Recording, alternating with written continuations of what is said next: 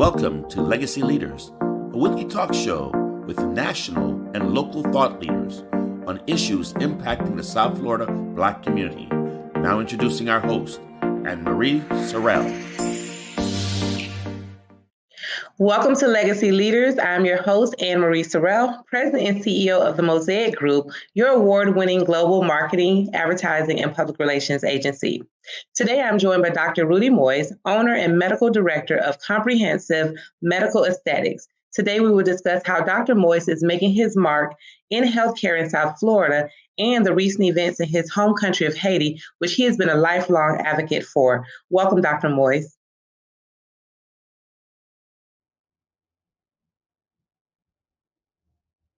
Welcome to the show, Dr. Moise. Thank you. Thank you for inviting me. Oh, it's such an honor to have you here. You've done so much work, not just in our community, but in our country. You have a diverse background, businessman, former United States Air Force colonel. Thank you so much for your service to our country. Lawyer, actor, and producer. I said a lot, but I really want our listeners to hear in your words your journey to becoming a leading healthcare professional, advocate, and so much more. Oh, it's going to take 2 hours. Is that okay? Well, we don't have 2 hours, but if you can sum it up in about 2 minutes, that would be great. Of course. I've always wanted to become a physician. So when I came from Haiti at the age of 17 and without knowing a word of English, so I have to get going fast to learn the language. Went to high school and in Chicago, then went to a college also in Chicago, medical school also in Chicago. And I had a special scholarship in medical school. So when I finished, they have to send me in an area of a shortage area where I can serve. So I chose Miami because we have a lot of Haitian refugees around that time. So I said, you know what, let me go and serve my people in Miami. And while I'm serving, after I was done, I stayed in Miami and decided to continue my education by attend US Miami. Got my MBA from there and also got a law degree there as well. I figured that I was single. It's better to invest in my education instead of going to South Beach and party. And I was smart to do that because I got all the degrees that I can use. So I use all my degrees to actually develop a successful practice. And it's because this country has been very good to me. I said, what's the best way to give back? And I joined the military as a reservist. I served in Homestead as a reserve station for 21 years. I retired about 10 years ago as a colonel and a flight surgeon. Wow. Well, that's a tremendous story. And thank you for giving us a peek into your life and your journey in 2 minutes. You're great with that. So you are the CEO and owner of Comprehensive Medical Aesthetics. Very interesting name for medical practice. Tell us more about this particular medical practice, what services you offer, and how you came about building this practice. Sure. I'm CEO of Comprehensive Health Center and Comprehensive Medical Aesthetics. Comprehensive Health Center is a primary care practice that I established about 40 years ago. We're seeing patients with different health conditions, diabetes, hypertension, cholesterol, back pain, all type of critical issues.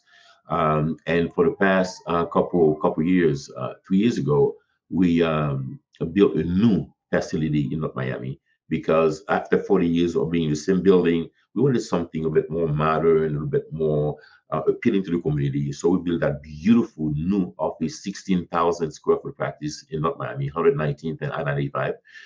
And then I had a whole second floor available. I said, well, what am I going to do with all this space? And I decided to do aesthetics because a lot of my patients have been asking, well, Dr. Moise, do you do Botox? I want to look a little younger. I said, well, I don't do this. I have to refer out somewhere else. So I decided that, well, why not, providing this type of services? And I did. So I went to a lot of conferences and learned about all the new technology and actually bought a lot of new technology for the office where we do all type of skin resurfacing. We do from head to toe liposuctions. We do acne treatment, tattoo removal, a lot of sexual health for both men and women. We have issue with the sexual life. And you have to understand as well, as you get older, you tend to have lines in the face and things like that. So we have all type of treatment that can help resurface the skin because I don't know about you, but when you look good, people perceive you as being successful, and more doors will be open for you. So that's what we do on a daily basis. At my center, that we make sure, even though you don't have an appointment, okay, but we provide a time during the day where you can come as a walk-in so we can see you. Otherwise, what happens? You end up going to the emergency room, and then the doctor in the emergency room doesn't know you, start having all kind of tests on you, and the cost keep on rising. And then if you have insurance, okay, there's a co-payment, and the insurance does not usually cover 100% of the cost, so you stop with the bill. So that's an issue. But I would say yes, he has improved. If the state will allow more Medicaid, open more Medicaid for people, that will also be easier. But there is a the state legislature is fighting to provide more Medicaid to the people, so that's an issue. So you have people out there without insurance. Or President Obama did a wonderful thing by providing Obamacare to the people that give access care to a lot of people that otherwise wouldn't have it. So to answer your question, it depends on the group. It is getting better, but it needs more work as well. Absolutely. And listen, I am a testament of Obamacare as a business owner because there was nothing for small business owners to do about healthcare. So I agree, it definitely is it filled the gap for many people. Now, on the comprehensive, on the aesthetic side, does insurance cover any of those services, or are these all like private pay type services that you offer on that side? Yes, just great question. Excellent question. Unfortunately, insurance does not cover aesthetic services. They only cover healthcare if you disease. When aesthetically, they see it as you just want to improve yourself, so you're not really sick. Okay, so like that, you have to cover the cost yourself. However, we provide in the office we have financing for the office where we have 1 year of financing with no interest, that if it costs you a certain amount of money, you don't have to pay the whole thing at once. You can finance for a year with no interest. So it's a great a way for people to get the services that they need, and then like it doesn't hurt the pocket too much because you can stretch it for a year, and if you can do it for 2 years as well. But the second you start having some interest, so Right. then the it's better to go ahead and do it for 1 year like that. You pay absolutely no interest. Yeah, I always like to pay things off either up front or in a year. So good to know there's financing available just in case I'm thinking about any aesthetic services. So we're going to take a quick commercial break. Dr. Moise will come back and we're going to talk about the latest that's happening in Haiti. Of course. So for me, it's a little bit more personal. For the Mesman and Dover Law Firm, it's about community. For us, South Florida's our home. You all are our people. Our family, our future. The difference we'll make for you, your loved ones, your kids matters because to us, it's personal. If you need us, call us 24/7 at 866-954-MORE. That's 866-954-6673. Demesman and Dover Law Firm, youraccidentattorneys.com. At DRT Behavioral Services, we provide culturally sensitive mental health evaluations with thorough treatment plans, incorporating alternative forms of wellness, not just Western traditional medicine. Besides medication management and psychotherapy, we provide education to people in the areas of minority mental health with classes on your diet's impact on mood and sleep hygiene for better rest. We also offer weight loss therapy, massages, and facials. Visit brainlovehelp.com today. Welcome back, Dr. Moise. So glad to have you again on the show. So before we get into Haiti, you have recently built a building in North Miami, and I understand that you have some additional development under construction. You want to talk about that? I'm sorry, say that one more time. I understand you have some additional development under construction or coming underway. Yes, we built our buildings about 3 years ago, and now we're planning on having a bigger development. Now, with all the titles that you mentioned earlier, the doctor, the lawyer, like that, we can put developer as the next title because I'm partnering with with another developer next door to actually build some condominiums around the corner from my office. Workforce housing is a major issue here in Miami. That's why a lot of people are moving further north because they cannot Yes. afford the rent or buying a condo or house in Miami area in South Florida. So we're building some properties there, and as well as a new medical facility that's going to be about 80,000 square feet.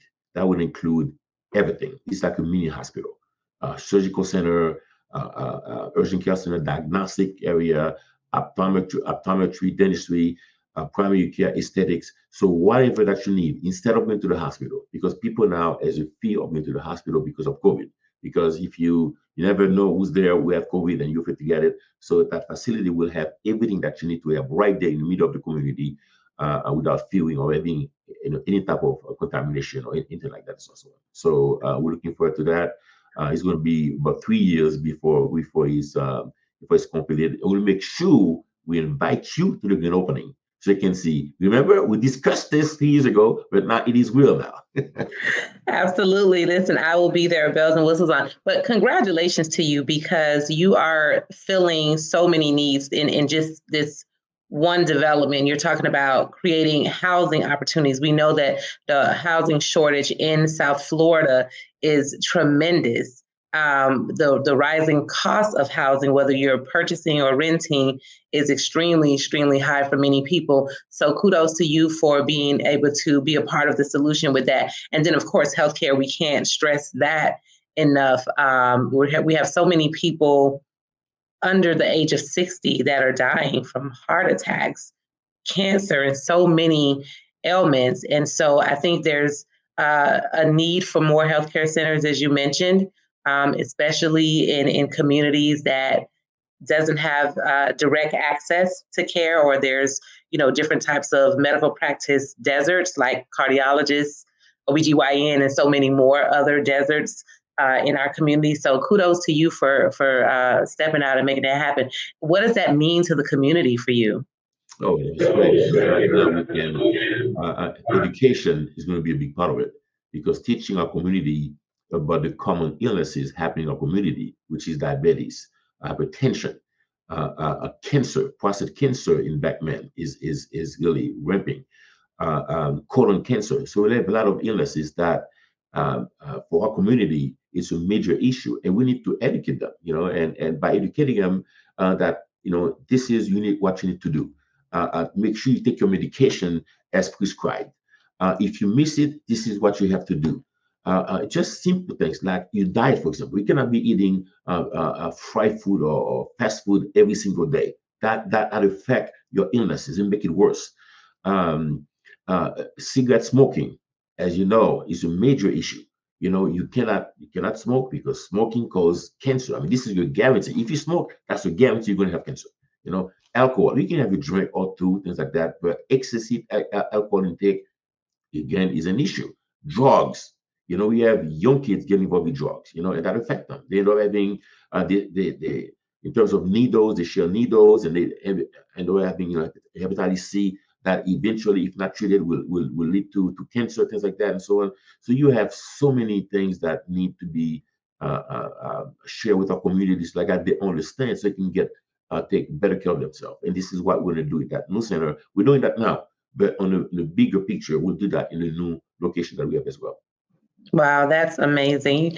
We can go on and talk about that, but I want to dive into the advocacy part of your life because I know that you are very passionate and you've done a lot of work dating back to as early as 2003, if not sooner, in your home country of Haiti. And, we're just all really sad to see the violence that's happening in Haiti with gang members. It says that 1,500 people have died in Haiti so far this year from gang violence, and we're in March.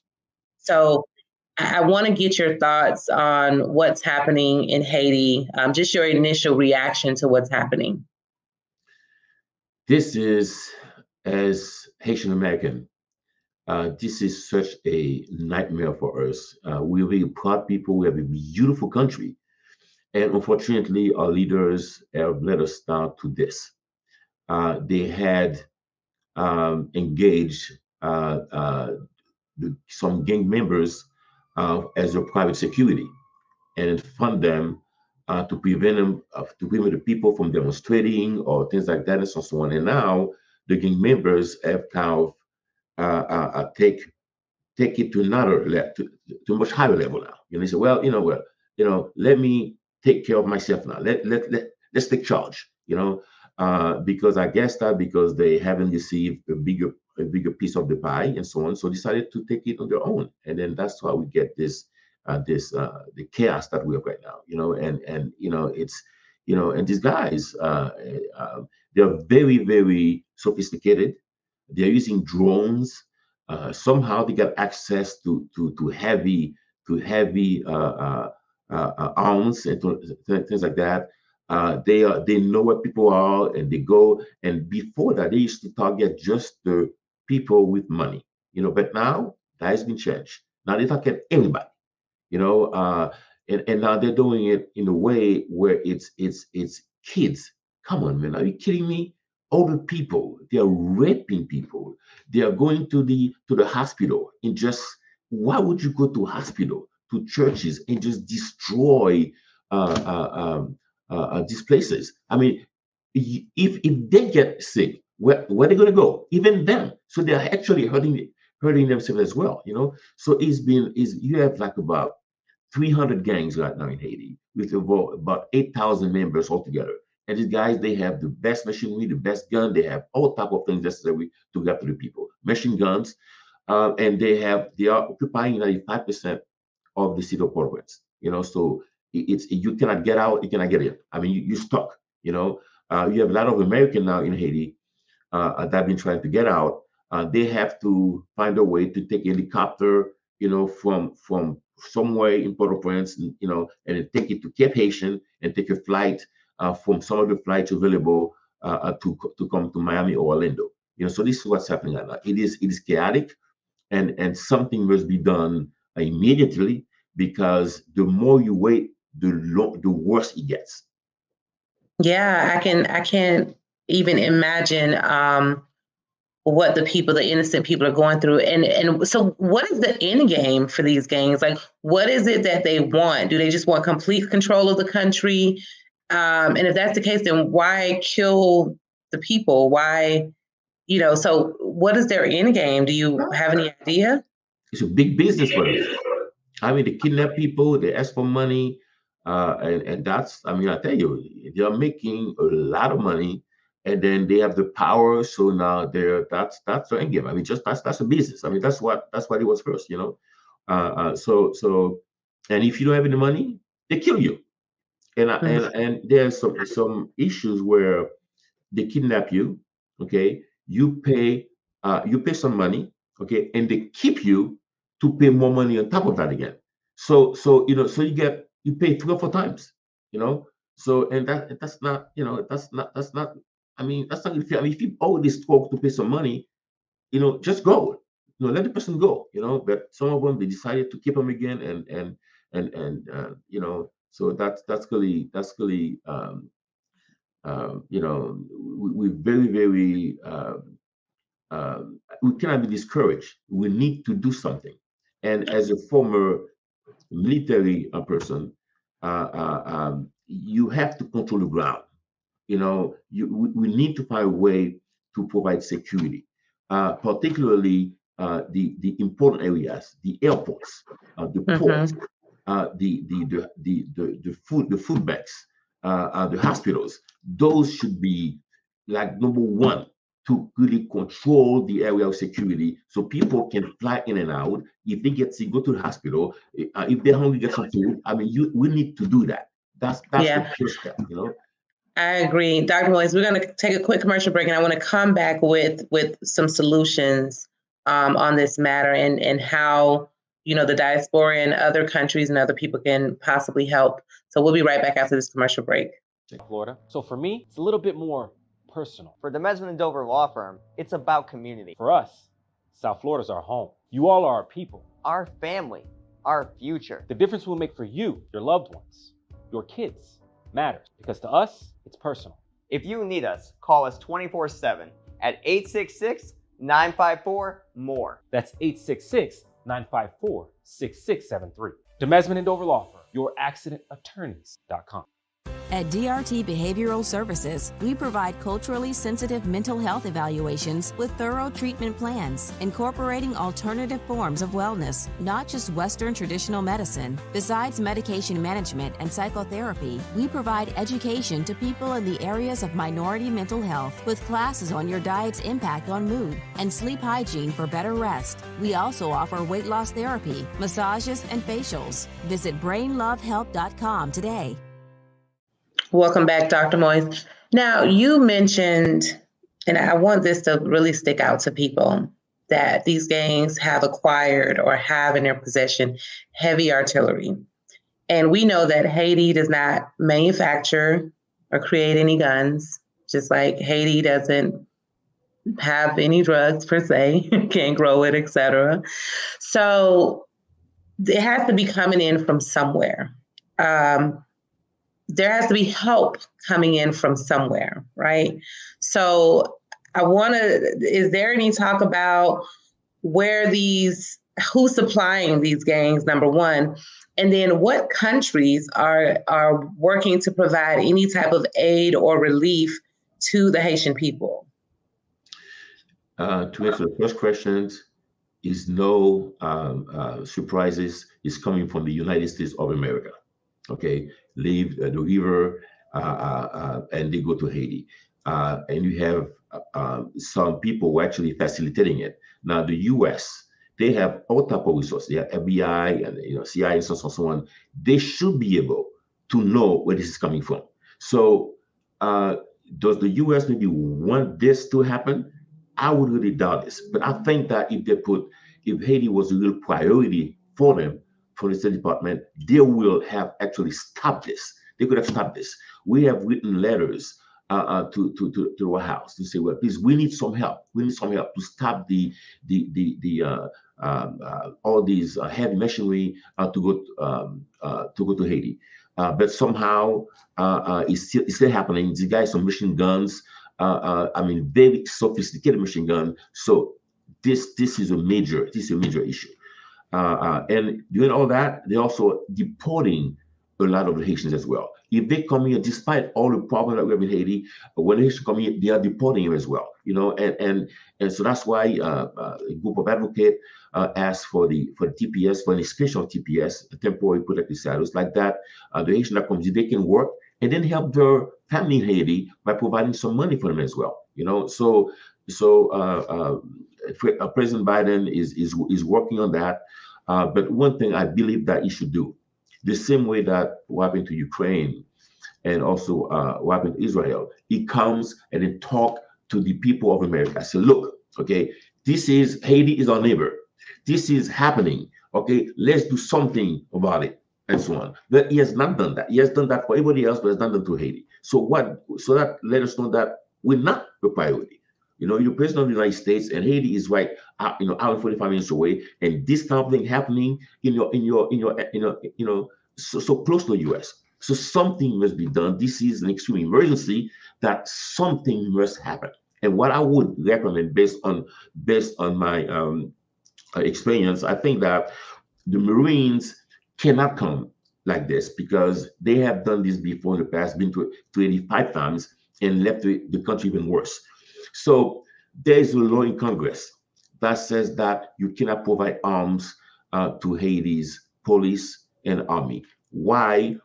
Because apparently years ago the army had some coup, okay, and they were responsible for that. So they said, okay, we're not providing any. But right now, they should make an exception.